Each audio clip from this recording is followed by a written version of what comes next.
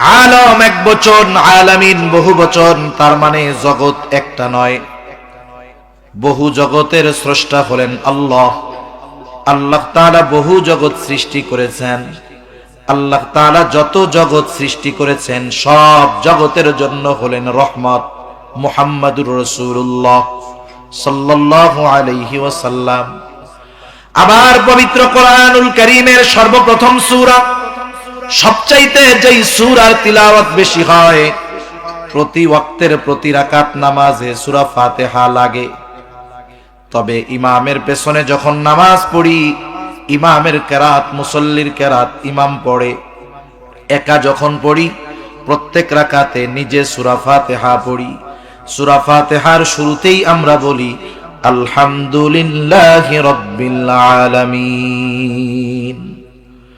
সূরা ফাতিহার শুরুতেই বলি আলহামদুলিল্লাহ, সকল প্রশংসা আল্লাহর জন্য। কে আল্লাহ? একটু বিশ্লেষণ করে আল্লাহই জবাব দেন, সকল প্রশংসা আল্লাহর জন্য, যিনি জগৎ সমূহের রব। যত জগৎ আছে সব জগতের প্রতিপালক রব হলেন আল্লাহ, আর যত জগৎ আছে সব জগতের রহমত হলেন মুহাম্মাদুর রাসূলুল্লাহ।